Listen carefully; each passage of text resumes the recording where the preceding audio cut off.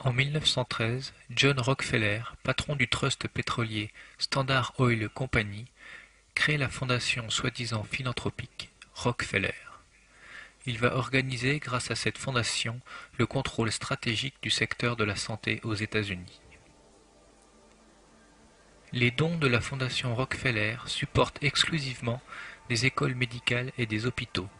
Ces institutions sont devenues les missionnaires d'une nouvelle race d'entreprises, les fabricants de médicaments synthétiques brevetés. Les vitamines et autres micronutriments rendent impossible le développement de toute activité commerciale basée sur les médicaments brevetés. En effet, les produits d'origine naturelle ne peuvent être brevetés. Ils sont donc totalement ouverts à la concurrence. L'élimination de la concurrence indésirable des micronutriments naturels devient donc une question de vie ou de mort pour le commerce pharmaceutique dès la fin de la Première Guerre mondiale. La fondation Rockefeller profite de l'épidémie de grippe espagnole de 1918 et utilise les médias pour lancer une chasse aux sorcières contre tous les médicaments qui échappent à ses brevets. Au cours des 15 prochaines années, toutes les écoles médicales des États-Unis et la plupart des hôpitaux deviennent des pions sur l'échiquier stratégique de Rockefeller pour mettre l'ensemble du secteur de la santé sous le monopole de ces entreprises pharmaceutiques. De l'autre côté de l'Atlantique, en Allemagne, un premier cartel chimico-pharmaceutique est créé pour s'opposer à la conquête du marché mondial des médicaments par le seul Rockefeller. Dirigé par les multinationales allemandes Bayer, BASF et Hoechst, le cartel IG Farben est créé. Le cartel IG Farben, tout aussi insatiable, apportera son soutien à un politicien allemand qui leur promet de conquérir le monde par la force des armes.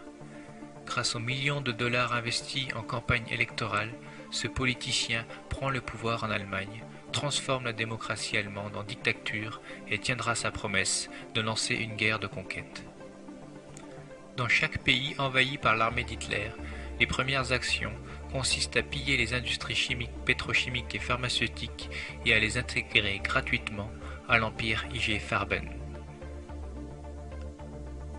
IG Farben teste ces substances pharmaceutiques brevetées sur les prisonniers des camps de concentration. Les paiements de ces études inhumaines sont directement transférés des comptes bancaires de Bayer, Hoechst et BASF sur les comptes bancaires de la SS, organisation militaire responsable des camps de concentration. À la fin de la guerre, les actions industrielles de IG Farben sont absorbées par le trust Rockefeller, Rothschild et JP Morgan. Le tribunal de Nuremberg a jugé 24 directeurs de Bayer, BASF et Hoechst, et d'autres responsables du cartel IG Farben, pour crimes contre l'humanité. En 1944, Nelson Rockefeller faisait déjà partie de la direction exécutive du gouvernement américain. Débutant comme sous-secrétaire d'État, il est devenu en quelques années conseiller spécial du président Truman pour les affaires spéciales. Nelson Rockefeller s'est assuré que les vrais coupables ne seraient pas pendus. En effet, il avait alors besoin d'eux. Après seulement quelques années, les directeurs d'IG Farben, jugés à Nuremberg, sortent de prison et retrouvent leur position précédente pour gérer les intérêts des nouveaux propriétaires, les Rockefeller. Rockefeller a aussi aidé à la création de l'OMS, en la finançant dès le début via sa fondation. L'Office mondial de la santé est un organisme largement influencé par le cartel pharmaceutique. Son objectif principal est de développer l'industrie du médicament à travers le monde et de protéger les intérêts des grands groupes pharmaceutiques. L'industrie du pétrole mise à part, le business de la maladie fait plus de profit que n'importe quelle autre industrie sur Terre. En fait, il est plus rentable que l'automobile, la chimie et l'aviation confondues. Il faut plusieurs millions d'euros pour financer les études permettant la mise sur le marché de nouveaux médicaments. Mais aucune entreprise pharmaceutique ne financera l'étude sur des produits naturels non brevetables. Autrement dit, s'il existait un remède naturel contre le cancer, aucune entreprise pharmaceutique n'en ferait la promotion. D'ailleurs, si un remède simple contre le cancer existait, ce serait une catastrophe économique pour le cartel pharmaceutique. Et le pouvoir de lobbying du cartel pharmaceutique est extrêmement important.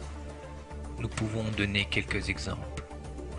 En 2005, le gouvernement américain débloque un budget de 1,5 milliard de dollars pour l'achat de 20 millions de doses de Tamiflu pour lutter contre l'épidémie imminente de grippe aviaire. Donald Rumsfeld, alors membre du gouvernement, est l'ex-PDG de la société fabriquant le Tamiflu. Cette grippe aviaire ne fera aucun mort aux USA. Le Tamiflu, par exemple, bon, tout le monde sait que ça a été un bid terrible. Lorsqu'il a été préparé, lorsqu'il y a eu le dossier lourd... Un bid terrible dans quelles circonstances, voilà. Bon, ça a été un médicament qui a été développé dans l'indication de la grippe. Bon, tout le monde sait qu'il n'est pas très efficace, qu'il peut être extrêmement toxique, etc. Bon, et aujourd'hui, alors que, compte tenu de toutes les études qu'on a faites, dans les indications normales, on a vraiment des certitudes extrêmement faibles de bons rapports bénéfices-risques, et c'est pareil pour le vaccin contre la grippe, on pourrait développer. On nous dit, sur ce virus que personne connaît, sur ce virus qui est tellement effrayant parce qu'on ne connaît pas, on dit, le Tamiflu, ça marche, mais c'est ahurissant. Mais attendez, un médecin vous prescrit du Tamiflu pour votre grippe, vous le prenez pas, vous le jetez direct à la poubelle. Et puis je ne vais pas l'acheter parce que j'ai quand même pitié des finances de la Sécu. C'est une honte. Et je pèse même que c'est une honte. On vit quand même dans une situation de dilapidation des fonds publics qui est grave. Un moyen communément admis pour être efficace afin d'éliminer une maladie est la vaccination.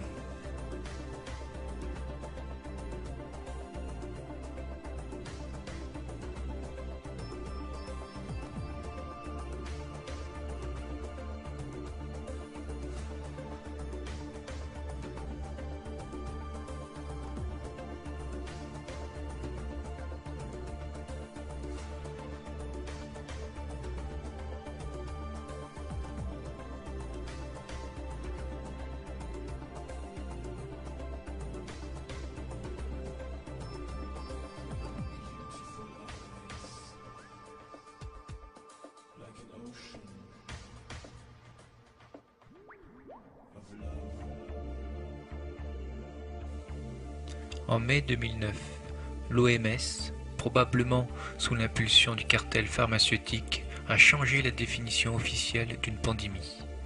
Elle est passée d'une définition logique, une pandémie est une contagion à l'échelle mondiale avec un taux de mortalité élevé, à une définition illogique, une pandémie est une contagion à l'échelle mondiale.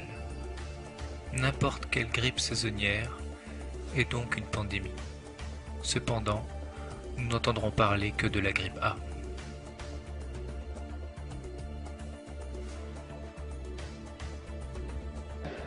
Sur 6 millions de personnes convoquées dans le cadre de cette campagne de vaccination, 1 million de Français se sont déjà fait vacciner. Ce sont des Français qui ont compris l'importance de se vacciner pour soi et l'importance de se vacciner pour protéger les autres. Et vous avez eu raison de signaler les formes extrêmement graves que peut revêtir cette épidémie de grippe A. Il y a par exemple 10 décès supplémentaires qui ont été enregistrés avec ces formes graves lors du dernier week-end. Alors cette campagne de vaccination s'est mise en place. C'est la plus grande opération de santé publique qui a été menée dans notre pays. Alors Marc Girard, est-ce qu'on cède à la panique ? Alors écoutez, avant de venir, j'avais un mot qui me traînait dans la tête, c'était circonvenir. Circonvenir.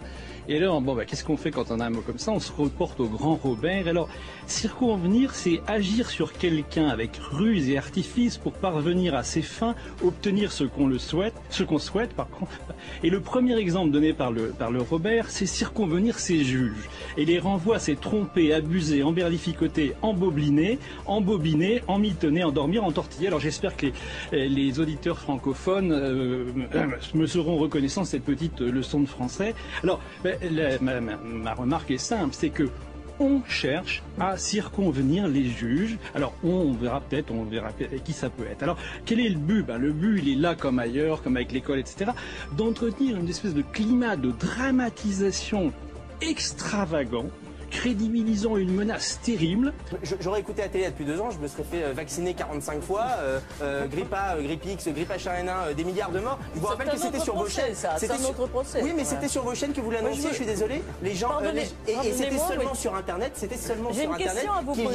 qu'il y avait l'affichage du CV de Bachelot qui a fait un phénomène de revolving doors entre les lobbies pharmaceutiques et les postes ministériels. C'est-à-dire qu'ils travaillent 2 ans à tel poste et qu'ils reviennent et qu'ils se donnent des petits coups de pouce entre eux. En réalité, l'administration sanitaire nous donne l'exemple d'une violation quotidienne de la loi, et je vous en donne 2 exemples. Il y a une loi du Code de la santé publique de 2007 qui fait obligation à tout professionnel de santé qui s'exprime sur les ondes de faire état de ses liens d'intérêt. Cette loi est bafouée tous les jours. Tous les gens qu'on voit dire la grippe c'est très grave et ça, on connaît bien leurs liens d'intérêt. Bon, il le dit, il le dit. Ce que vous êtes en train de nous dire, c'est qu'il y a des liens entre les laboratoires pharmaceutiques, bien entendu, et que ça arrange les labos pharmaceutiques. Bien entendu. Et à côté de quoi, d'autres mesures dont l'intérêt financier va beaucoup plus de soi, comme les vaccinations obligatoires. On ne va pas chipoter sur une vaccination obligatoire, sur une obligation de vaccination, si on en est au pays des droits de l'homme à contester